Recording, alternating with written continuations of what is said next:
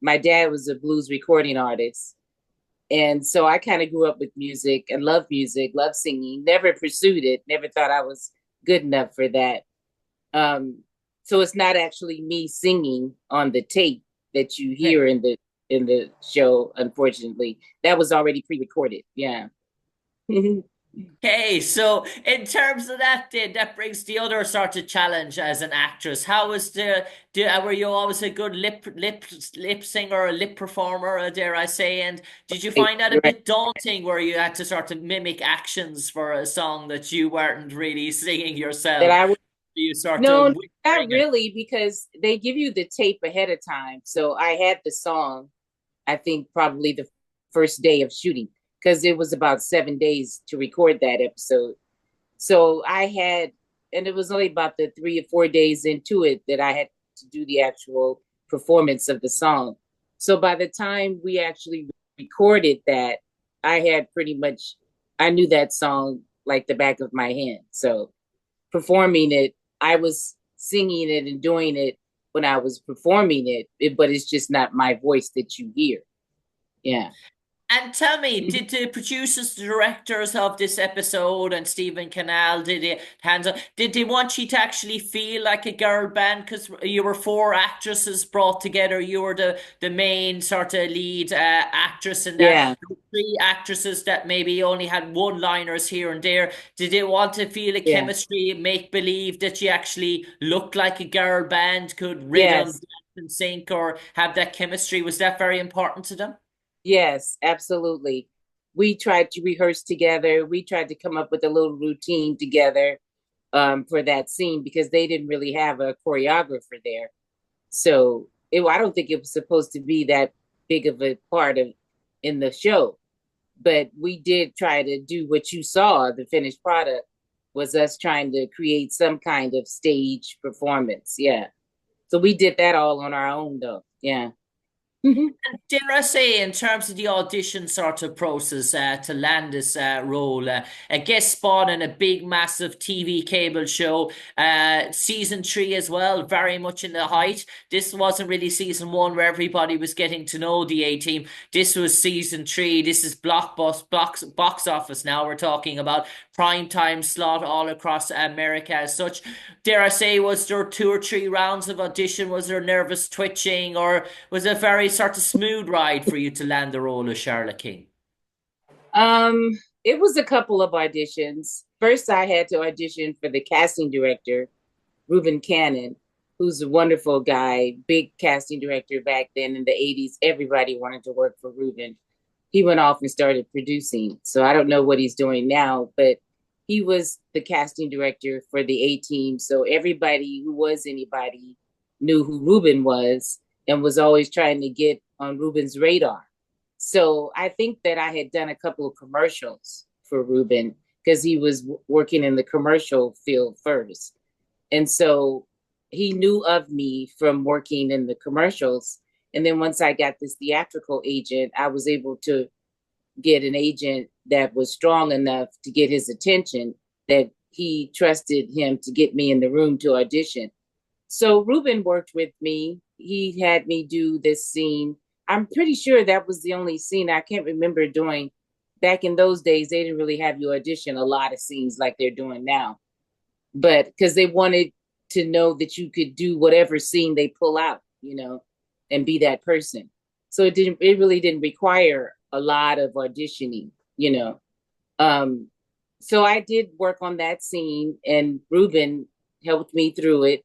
And then when I got the call back, which was a second audition, they called it a callback.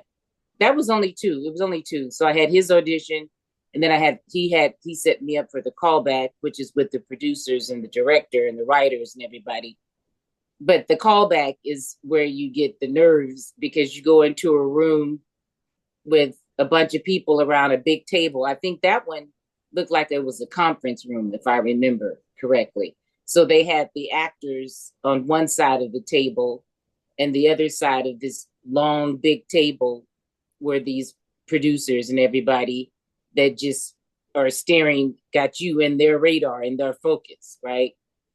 So it's a big room, and you go in there, and but you're ready. You know the lines. And the only thing Ruben said to me when I went in there for that audition, I remember it because I thought it was really good advice. It stayed with me.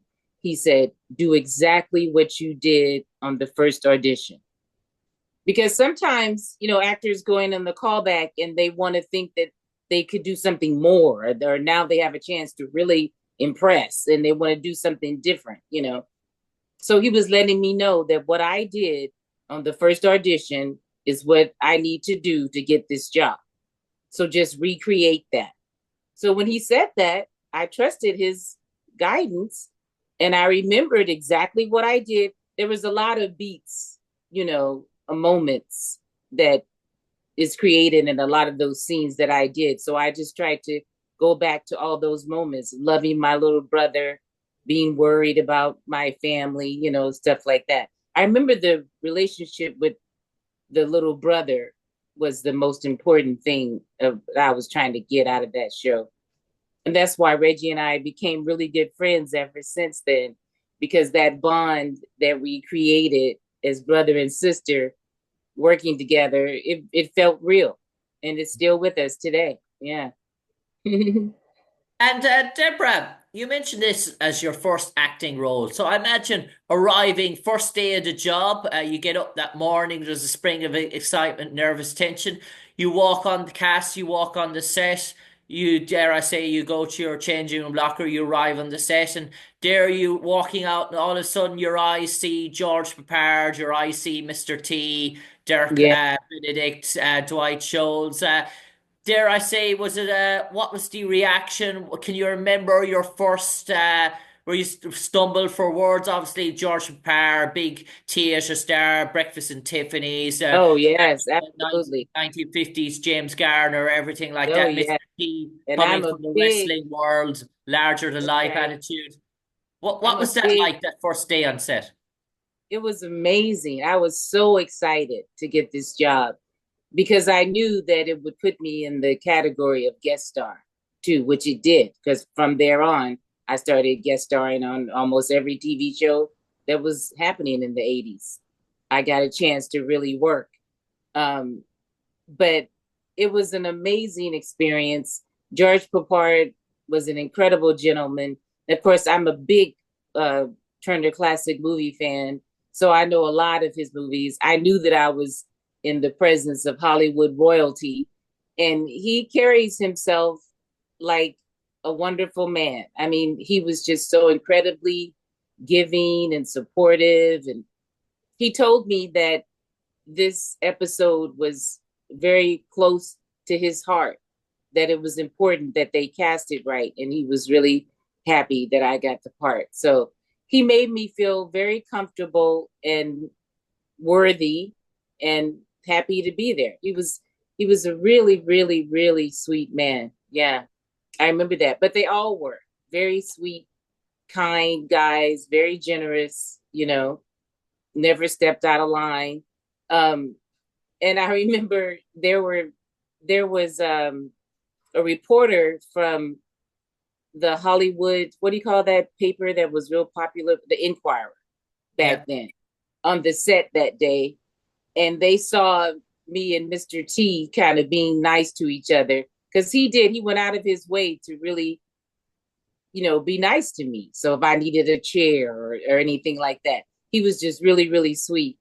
And but I didn't take it like it was flirting or anything. I took it like it was his show and he wanted to be sure that his guest star was treated well. I mean, that's the way I took it. But this woman thought that there was something more going on. And so she asked me to do a like a spotlight on the Inquirer. She wanted to do a report on some kind of chemistry with me and Mr. T, and the producers are hoping to bring her back in a recurring role as his love interest. So and then she ran that story in the Inquirer. It was a little clip of it that I used for promotions after that. It was really cute, but not based in anything true at all. But that's And I Hollywood. suppose, I know. yeah, I suppose she was trying to make a name for herself as well, dare I say, I in terms guess of so. Yeah, exactly. a Because she break. definitely ran it. Yeah.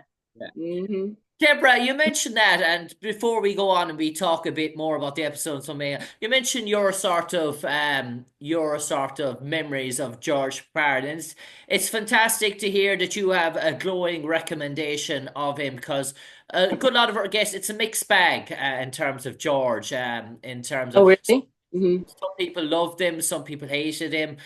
Some people, in terms of women, some people got his seal of approval, others didn't and found it a hard time on set. But from what you telling me, that George Papar was very friendly, open to you, and dare I say that there was no bit of cheekiness or a bit of boldness attached to him. No, nothing like that. He was a gentleman all the way. They all were. That's what I'm saying. And it was all these beautiful women. I think I had three other girls that were in the group with me, and we had a scene where they had to do their little bikini thing, and they were saving them, and we had fun with it. I mean, I was glad they didn't make me put on a bikini because that wasn't my thing. I never looked at myself as a sex pot in the business. So most of my roles were dramatic, that weren't didn't I mean, I had a love scene, my first starring role with Harry Hamlin on a show in the 80s. After that episode, I got a part um on the Hitchhiker series, where I had to do a love scene with Harry Hamlin, but I you don't really show I it didn't show anything. I mean, I've never been that actor, put it that way. So they didn't ask me to do it and I didn't offer to do it. So I was totally fine being I was basically like the mother of the group. I was a little older than the other girls. So they kind of joined me, type of thing. I think that was the way it was supposed to be kind of set up. So, but the guys, even though you had these men who are in the crew and all that too, girls walking around in bikinis, you're going to get a lot of men on the set acting crazy. But no, they were very protective. They were gentlemen. I didn't see anybody doing anything inappropriate. The girls never told me that they had a bad experience. No, we were all had really fun. And when we wrapped that episode, I remember we all came into my dressing room when I was leaving, and we had wine and toasted everybody and was thanked them for being there. It was great. It was a great experience for me. I never had any problem. And I hear you that a lot, and I definitely have had those issues with a casting director or producer on an audition or something like that. I know that stuff does exist. There are men who feel like they can take that license to do and say anything to a woman that they feel they want to do. But no, I did not get that feeling from those guys at all. They were gentlemen the whole time. Hmm. And Deborah, you mentioned that as well, that sort of scene as well. And was as a young actress appearing on a cable TV show, is that a bit nervous as well when you're walking around in a towel scene in terms of that you're sort of thinking to yourself, right, I got to remember the lines, I got to make sure that everything stays in place, dare I say, and you're Oh sort yeah. of you're remembering as well there's budgets and big Oh, productions. Yeah, that's true. you I want to did do have it in a the shower first scene. day. Yeah. Okay, I remember that scene now that you said it. Yeah. Um, well, no, because again, you're protected. You're shielded. So, there's a wardrobe person, there's the director, there's people there that kind of cover you the entire time that you're shooting a scene like that, so that they make sure that you're comfortable at all times. So whatever the audience is seeing, I was protected the whole time. I mean, I had a towel, but I had underwear on under it. And then as soon as the scene was done or they did a take and there was time between for the setup, there was a wardrobe person there with a robe who covered me up to while we were waiting, type of thing. So no, they treated me really well. I felt like the guest star of the episode. I never had a issue. And it was a nice introduction for me. Like you say, it was a lot of scenes. I had to work like 7 days on that. So it was a lot of work every night going home, preparing for the next scene. So I was really lucky. I was really happy that I never had any um, issue with feeling uncomfortable around anybody. They took really good care of me. That's my memory of it. Hmm. And the Canal Productions for the A team as well. Obviously, they were ahead of its time in terms of its stunt team. And obviously, you were on set, and in between takes, you could probably got to see the stunt team and work, and probably got to see some of the various stunts. And were you blown Oh away by yeah. the magnitude of what you saw in terms of the series? I know seeing it on TV sometimes it can look awe-inspiring, but when you're there seeing Mhm. it visually in your own eyes up close, and remember, there's big money involved in these, so they have to get it Oh right yeah. take or second take, if maybe first take, dare I say, in some cases. Were you Hmm. sort of, was it a big sort of revelation or welcome to the business for you in terms of what it was like to be involved in a big budget production? Yeah, exactly. I mean, it was because the A Team was probably the most popular show on TV at that time. I remember because I certainly was a fan. I certainly was watching it. So I knew all the characters. And yeah, I knew that there were every episode was about because that's what Stephen Cannell, he was about the excitement, the blowing up stuff and all that. So yeah, I didn't have to do anything like that. I don't remember. I think I did have a stunt person for something, but I don't remember what it was for.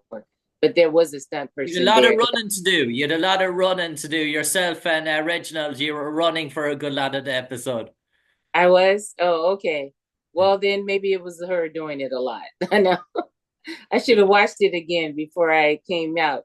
It's been a while, but I know it's still running because I still get fan mail from that episode. I still get people asking for my picture.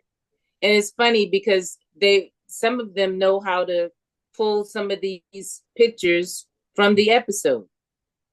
I had a fan send me one of the pictures of me in that red dress, which was my sister's dress, which was the dress that I wore for the audition. They end up using it in the show because they liked it so much. They put me in that dress for the last scene of the episode.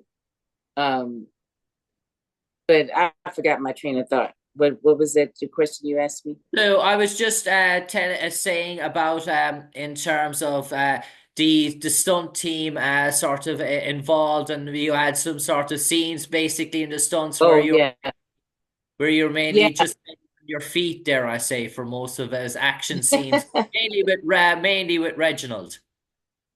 yeah. I just don't remember. I don't remember the scenes. I remember the action. Yeah, because it's high action show, and I do remember that green jumpsuit I had on in one of those episodes. There was a stunt person who had to wear that too. So I think that was the part that she had a lot of work to do because I think we were like in the mountains or somewhere. We got lost or didn't get rescued or where they took us or something. Yeah, I remember And that. Deborah, I'm just going to touch now on some of the main cast stars and the obviously Faceman Templeton Peck, played by Dirk Benedict. On screen, he was a smooth talking, smooth player, one-liners. But an awful lot of guests have showed us that in between takes and obviously a very quiet man, very reserved, very sort of Yeah, shy. Very, not really much to say, very pleasant, but not a deep conversationist in terms of yeah. that. What was your own experience? Does that sum him up, or would you say, would you have a different take on him? No, that's what I remember about Dirk. Very, very quiet, but there's an intensity about him. You knew that he was a deep thinker. I thought that I thought he was really nice to everybody. I didn't see anybody having any issues with him. But yeah, he kept to himself a lot. Of the three guys, yeah, I noticed that he didn't joke around as much as they did. But Mr. T was kind of quiet too. He didn't. I didn't see him joking around and being very cordial on the set. They all kind of mingled the way they did, very you know, kept to themselves a lot, but they were kind to the background people. They tried to include everybody. Everybody was just happy to be there. I just remember that being one of the best experiences I've had as an actor.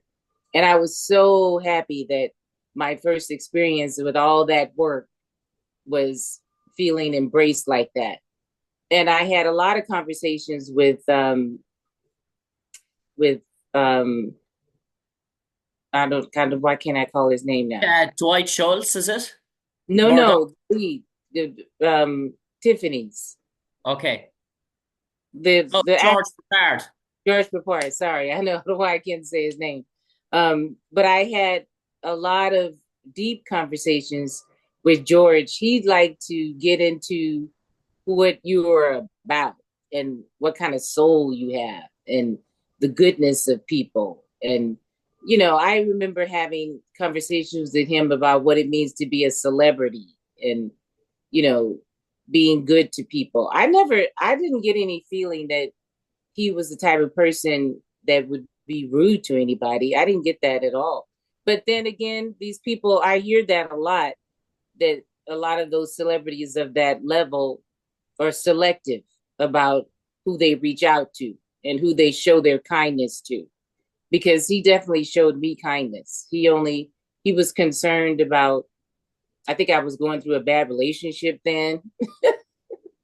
And we got to talking about this man in my life that wasn't treating me the way I deserved to be treated. And I mean, he was giving me that type of fatherly advice stuff. I remember that about the business and my personal life and all that. Yeah, it was great. I had some great conversations with George Papard. Yeah. And everyone will say about Murdoch, Dwight Schultz, a very intellectual man, very smart, but a very down to earth guy, a guy that you would find in any village, any town, anywhere, a guy that would talk to the Bar, pub yeah, hanging out. Yeah, yeah. teacher, Yeah, a Dwight was very, he a was very, funny too. He seemed yeah. like he had that same personality that he had in the show. He was always laughing and he was a very light care person. Yeah. He seemed like he was a happy person. Yeah. I And liked it. It was great. yeah, and I suppose, Deborah, you mentioned that, and obviously the knock-on effect appearing on the A team, because you mentioned that, because after that in the 80s, you guest appearance in lots and lots of sort of TV series. So was it when the show released on primetime TV and you saw the episode yourself, was it within a month did everything start to skyrocket for you? Was it like, oh my God, basically on the bounce of the A team episode, or did it take a while? Was there a bit of a pause period, or did things the ball started rolling pretty fast?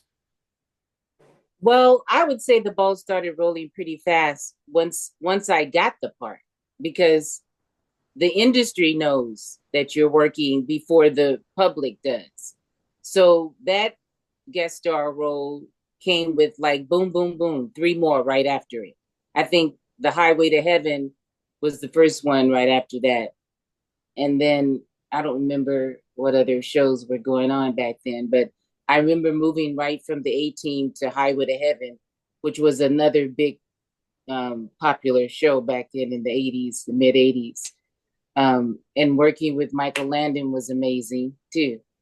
So I was really lucky that it launched my career for the industry because people knew that Deborah Lacey was working, had done a guest star role.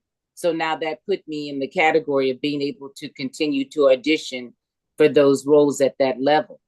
So that was the main thing that happened right away was I was put into the guest star category, which was the main thing that I needed to happen for my career. Yeah. Because then I started getting auditions for movies and everything else. Yeah.